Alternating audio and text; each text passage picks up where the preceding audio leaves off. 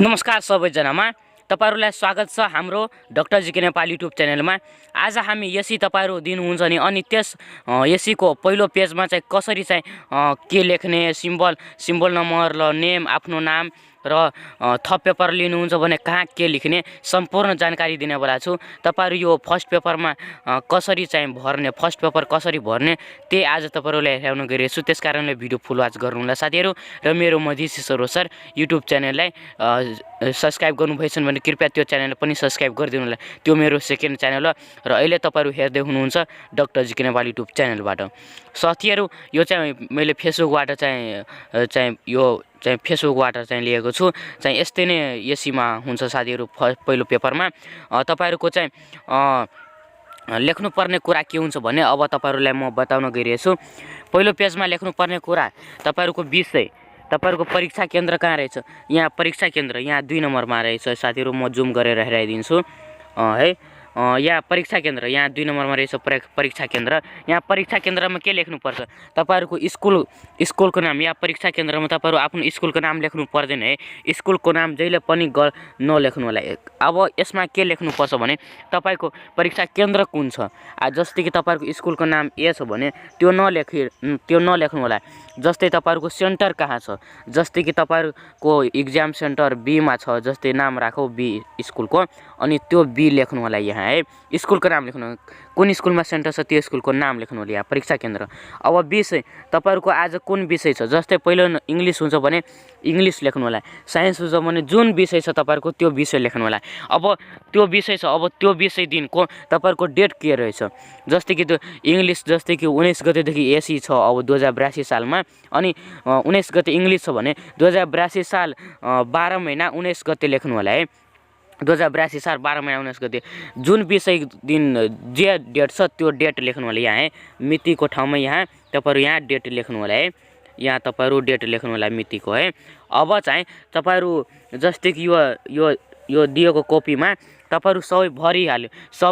सबै कुरा लेखिसकेपछि तपाईहरु कति थप पेपर लिनुभयो, जस्तै कि अब फेरि अरु क्वेशन बाँकी रहेछ भने थप त लिनै पर्छ। अब कतिवटा थप लिनु पर्छ, थप जति थप लिदा अगाडिमा प्लस अनि 1 अनि फेरि लिन्छु थप पेपर त फेरि प्लस 1 एकैपटक। जस्तै कि 1 भइसक्यो अनि फेरि यसलाई काटेर एकैपटक प्लस 2 लेख्छु भने त्यो गलत भ्याछ। यसरी 2 3 नलेख्नु होला। जति पटक तपाईहरु लिनुहुन्छ थप पेपर त्यति लेख्नु होला। प्लस 1 प्लस 1 प्लस 1 यसरी प्लस 1 यसरी जति पटक लिनुहुन्छ थप पेपर त्यति प्लस 1 लेख्दै जानु होला। अब केन्द्राध्यक्षको हस्ताक्षर पेपर दिँदाखेरि यहाँ केन्द्राध्यक्षको यहाँ तपाईहरु आफै साइन गर्नु पर्दैन। पेपर दिँदाखेरि यहाँ केन्द्राध्यक्ष दिन्छ तपाईहरु साइन गराइहाल्ने। यदि त्यो बिर्सिहाल्छ भने तपाई नै मन परेर त्यो तपाई भन्नु होला सर यसमा साइन गरिदिनु तपाई आफै, अनि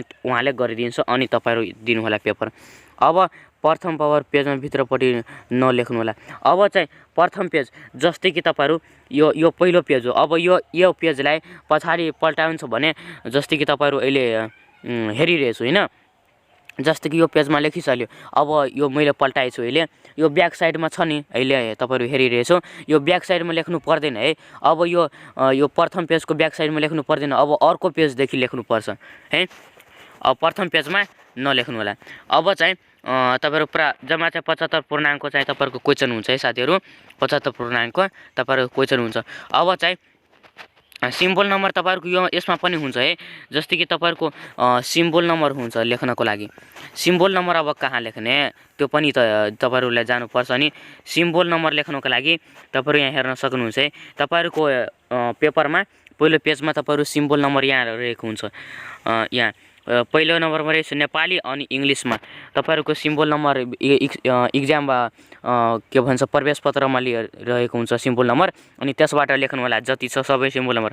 अब पहिलो इंग्लिशमा लेख्नु होला अनि त्यसको नेपालीमा लेख्नु होला। अब मैले चाहिँ यहाँ लेखिदिएछु है। अब यो सिम्बल नम्बर अब अक्षरमा पहिला घरबाट नै ट्राई गरेर अक्षरमा लेख्नु होला। पछाडी पेजमा लेखिदिने कतै प्रवेश पत्रमा अनि उता गएर एक्जाम सेन्टरमा गएर छिटो लेख्न सक्नुहुन्छ है। पहिला 0 छ भने 0 8 2 4 4 6 0 2 3 यसरी पनि लेख्न सक्नुहुन्छ। अब विषय तपाईहरुको विषय के रहेछ त्यो पनि लेख्नु होला। इंग्लिश छ भने इंग्लिश।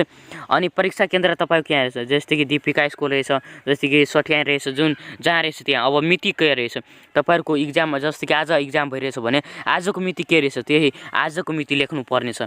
अब परीक्षार्थीको हस्ताक्षर पेपर दिँदाखेरि यहाँ हस्ताक्षर तपाईहरु गरिदिने है। तपाईहरु हस्ताक्षर तपाई आफै नगर्नु होला, सरसित गराउनु होला। तपाई आफ्नो हस्ताक्षर यसरी गर्नु होला है। सरसित गएर तपाईहरु आफ्नो सरसित हस्ताक्षर गराइहाल्ने है। अब यति भइसकेपछि अब चाहिँ पेपरहरुमा लेख्नु पर्छ। पेपरहरुमा है। अब पेपरमा लेख्दाखेरि पेजमा चाहिँ प्रश्न नम्बर यसरी माथि लेख्नु होला।